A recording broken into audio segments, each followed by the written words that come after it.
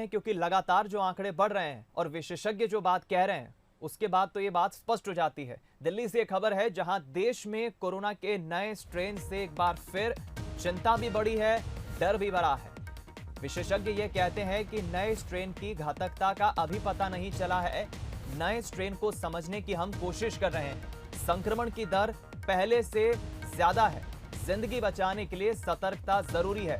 छत्तीसगढ़ में भी corona virus का नया स्ट्रेन मिल चुका है और अब 7 की जगह 3 दिन में 50 से 70% संक्रमण के केस बढ़ रहे हैं, क्योंकि तादाद हर दिन बढ़ रही है। देश के ओवरऑल आंकड़ों की हम बात करें तो कोरोना संक्रमितों के आंकड़े हर दिन रिकॉर्ड तोड़ रहे हैं और विशेषज्ञ ये मानते हैं कि जो नया स्ट्रेन आया है ये और भी घातक है। हालांकि इसकी घातकता का अभी पता नहीं चला है और इसे समझने की अभी कोशिश की जा रही है।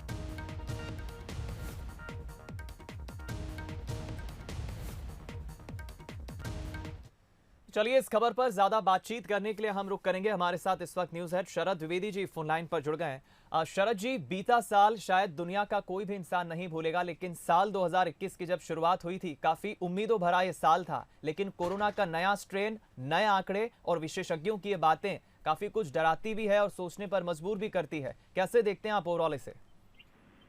दीपक, उम्मीद पे दुनिया कायम है, ये मिसाल हमने सुनी है, लेकिन वो उम्मीद अकेले क्या करेगी जिस पर लापरवाही मनुष्य की भारी पड़ती है।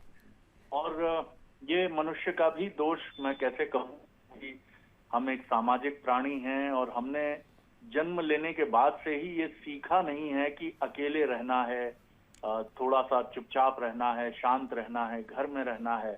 हमारा स्वभाव है कि हम मिलना जुलना पसंद करते हैं और यही मुसीबत कोरोना में हमारी सबसे बड़ी मुसीबत है। मेरे पास जो रिपोर्ट्स मध्य प्रदेश और छत्तीसगढ़ से हैं, लोग अभी भी बिल्कुल सावधानी नहीं बरत रहे हैं। उनके दिमाग में पता नहीं किन चीजों की आशंका, या आशंका तो मैं नहीं कहूंगा क्योंकि आशंका होती तो वो घर में चुपचाप सावधानी, या बाहर भी निकलते तो सावधानी का पालन करते। अभी भी सब्जी मंडियां भीड़ से भरी हैं, शादियों की तैयारियां अभी भी चल रही हैं। और सबसे महत्वपूर्ण बात है कि अभी तक देश में हम ये नहीं पता कर पाए हैं कि कोरोना का ये नया स्ट्रेन किस तरह का है जी। क्योंकि जब तक उसकी सीक्वेंसिंग, जीनोम सीक्वेंसिंग जिसको हम कहते हैं जी। मैं शरद जी रोकना चाहूंगा आपको। इस वक्त हमारे साथ राज्य टीकाकरण अधिकारी डॉक्टर संतोष शुक्ला सर फोन लाइन पर जुड़ गए हैं। सर, बहुत स्वागत है आपका इस बंसल न्यूज में। धन्यवाद। हमारे साथ बंसल न्यूज हेड शरद द्विवेदी जी भी बने हुए और सर, हम इसी पर चर्चा कर रहे हैं कि नया स्ट्रेन, इसके अभी तक कोई सटीक प्रमाण नहीं मिले कि इसके क्या सिम्टम्स हैं। ओवरऑल सर, कैसे देखते हैं आप इस नए स्ट्रेन को, क्योंकि आंकड़े लगातार बढ़ रहे हैं, क्या इसके पीछे कारण हो सकता है? देखिए, पब्लिक हेल्थ का सिद्धांत है कि कोई भी वायरस है उससे हम बच सकते हैं यदि हमने प्रोटोकॉल्स का पालन किया, और प्रोटोकॉल है SMS, sanitization, mask and social distancing. अभी जो भी बीमारी का फैलाव हो रहा है उसका एक ही कारण है कि हम भीड़ भरे स्थानों में जाके खड़े हो जाते हैं, कोई एक दूसरे को रोक टोक नहीं रहा है, और इससे ये हो रहा है कि हमारा जो ट्रांसमिशन है, क्योंकि ये एग्रेसिव वायरस है, जो नया स्ट्रेन है वो एग्रेसिव है। अगर पहले एक को कर रहा था तो अभी 10 टाइम्स असरकारी है ये, तो उसको बचाव का साधन करना पड़ेगा। और दूसरा, जो प्रोटेक्शन हमें मिला हैगा, हमें धन्यवाद देना चाहिए हमारे वैज्ञानिकों को कि उन्होंने 1 साल के भीतर हमें एक अस्त्र दे दिया है बचाव का, वो हैगा वैक्सीन। वैक्सीनेशन के लिए 45 साल से अधिक उम्र के सभी लोग जो 1 जनवरी 1977 के पहले जन्मे हैं, वो स्वयं आगे आए, अपने बुजुर्गों को समझाएं।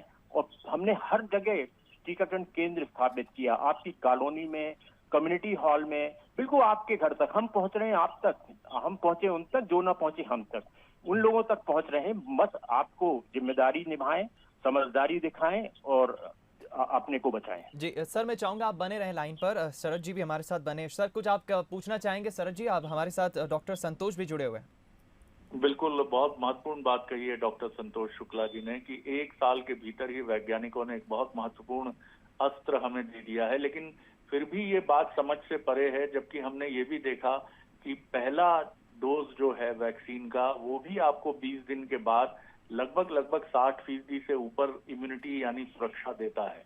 फिर भी जिस तरह से हमने देखा कि शुरू में लोगों के मन में जो भी बातें रही हों, लेकिन अब जितने भी 45 साल से उम्र के लोग हैं घर में, परिवार में, किसी भी उम्र में, आयु वर्ग में जो भी ये बात सुन रहे हों बंसल न्यूज के जरिए, उन सभी से हम आग्रह करेंगे कि वो टीकाकरण को बहुत प्राथमिकता में लें और अपने परिवार के 45 साल से उम्र के आयु के लोगों को सुरक्षा टीका की प्रदान करें। डॉक्टर शुक्ला, अभी आप एक टीकाकरण अधिकारी आप हैं ही और बहुत महत्वपूर्ण जिम्मेदारी है, बहुत व्यस्त हैं आप इस समय, ज्यादा वक्त आपका नहीं लेंगे हम। ये जो जीनोम सीक्वेंसिंग है सर, इसके लिए हमने देश की करीब करीब 1 दर्जन लेबोरेटरी का एक कंसोर्टियम भी बनाया है। मुझे लगता है कि अब हमारा पूरा फोकस इसी पर होगा कि ये जो नया स्ट्रेन अगर है कोई, तो वो कौन सा है, और ये निश्चित तौर पर ये बहुत तेजी से फैल रहा है अगर पिछले साल से मैं तुलना करूं इसकी तो। जी देखिए, वायरस की टाइपिंग कुछ भी हो, हमें महत्वपूर्ण है कि हम इससे बचें कैसे। और आपको मालूम होना चाहिए कि वायरस जब हमारे धरती पे आ जाता है नया, तो वो सालों रहता है, दिनों में महीनों में नहीं जाता है। जापान ने हमें बहुत अच्छा सबक सिखाया है। वहां बच्चा ये जब 1992 में वहां पे वायरस आया था, तो उन्होंने अपने पब्लिक हेल्थ का कंसेप्ट ही बदल दिया। वो स्कूल में जाते हैं अगर बच्चे, तो सब मास्क तो ले जाते हैं, वहां पे सैनिटाइजर स्कूल के बाहर है, सैनिटाइज होते हैं, फिर शूज वगैरह ऑफ करके और सोशल डिस्टेंसिंग में बैठते हैं। तो ये हमें अपनी प्रक्रिया सतत बनाए रखना पड़ेगा और मास्क का उपयोग अनवरत करना है। घर से निकले तो घर पे ही उतारें। तो इस प्रकार के अगर वायरस सीक्वेंसिंग हो रही है, म्यूटेशन हो रही है, पोलियो में भी होता रहा और हमने पोलियो का अंत किया। तो इससे हमें बिल्कुल नहीं घबराना है कि कौन सा सीक्वेंस आ गया, कौन सी वायरस का म्यूटेशन हो गया। हमें तो वायरस से लड़ाई लड़ना है और ये एक महायुद्ध हैगा और इसमें हमें अपनी पूरी तरीके से तैयारी करना है। 2 चीजें हैं सिर्फ बचाव की। पहला, हमारा बिहेवियर हमें चेंज करना पड़ेगा। बहुत लापरवाही से हम लोग जो जिंदगी जी रहे हैं उसको हमें नियमित और अनुशासित ढंग से जीना है।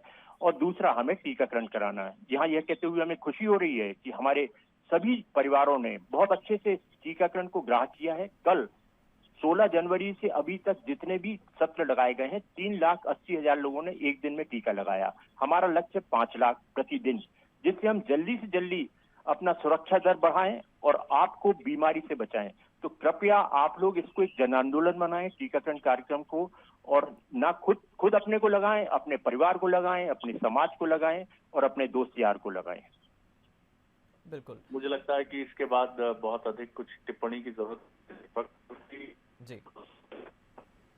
बिल्कुल ठीक कहा शरद जी, और काफ़ी महत्वपूर्ण बात डॉक्टर संतोष ने कही है सर ने, और यही है कि हमें अपनी दिनचर्या में भी परिवर्तन लाना है, व्यवस्थाओं में भी परिवर्तन लाना है और टीका ज़रूर लगवाना है।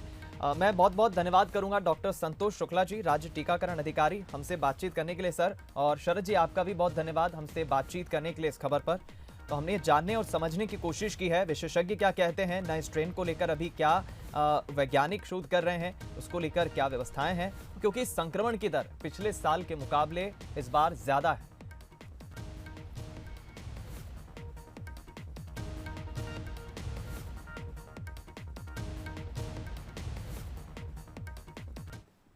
इधर मध्य प्रदेश में कोरोना संक्रमण तेजी से बढ़ रहा है। प्रदेश में संक्रमण दर 15% से ज्यादा हो गई है। पिछले 24 घंटे के आंकड़ों पर नजर डालें तो 5,939 नए केस सामने आए हैं और 24 लोगों की कोरोना से मौत हो गई। एक्टिव केस 35,216 हो गए। इंदौर में 919, भोपाल में 823, जबलपुर में 402 नए मरीज मिले हैं, तो वहीं ग्वालियर में 458, उज्जैन से 218, रतलाम से 146 नए मरीजों की पुष्टि हुई है। इधर छिंदवाड़ा से 113, बड़वानी बालाघाट से 120, कटनी से 156 पॉजिटिव नए मरीजों की पुष्टि हुई है। भोपाल में 7 दिनों में 4,568 नए संक्रमित बढ़े हैं। इनमें सर्वाधिक 1,666 संक्रमित कोलार क्षेत्र में बढ़े हैं। शहर में इस दौरान 1,844 महिलाएं तो 2,723 पुरुष संक्रमित हुए हैं। मध्य प्रदेश के केवल भिंड और श्योपुर 2 शहर ही ऐसे हैं जहां 100 से कम एक्टिव केस हैं।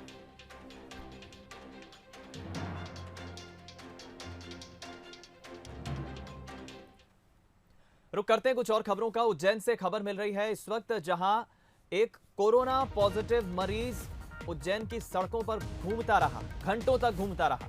इंदौर से उज्जैन अस्पताल में ये मरीज भर्ती होने के लिए, एडमिट होने के लिए आया था और अब उस मरीज का एक वीडियो सोशल मीडिया पे वायरल हो रहा है। अस्पताल में बेड की तलाश में मरीज घूम रहा था। बोला गया है कि यहाँ पे उज्जैन में जाके आप एडमिट हो जाइए, बेड मिलेगा यहाँ पे, तो इसलिए मैं इधर आया। ये हमारे भाई साहब इंदौर से आए हैं और यहाँ किस काम से आए थे आप? एडमिट होना है। एडमिट होने। इंदौर से आपको बोला गया है आप कोरोना पॉजिटिव हैं। हाँ तो इंदौर से आपको बोला गया है कि यहाँ पे उज्जैन में जाके आप एडमिट हो जाइए। जी, बेड मिलेगा यहाँ पे, तो इसलिए मैं इधर आया।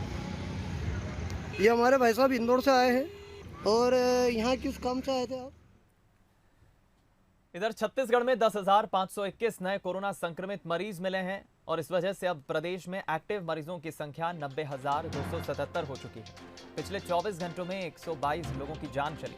बढ़ते कोरोना संक्रमण को देखते हुए सरकार लगातार मुस्तैद है। मीटिंग और मंथन का दौर भी जारी है। सीएम भूपेश बघेल कोरोना के बढ़ते संक्रमण को लेकर अलग अलग जिलों के अधिकारियों, कलेक्टर्स, डॉक्टर्स और एक्सपर्ट्स से लगातार बातचीत कर रहे हैं। कोरोना संक्रमण पर ब्रेक लगाने के लिए बारीक से बारीक समीक्षा खुद कर रहे हैं। कोरोना पर काबू पाने के लिए अब तक छत्तीसगढ़ के 20 जिलों में लॉकडाउन लगाया जा चुका है। जिले में चप्पे चप्पे पर पुलिस तैनात है और लॉकडाउन का पालन कराया जा रहा है।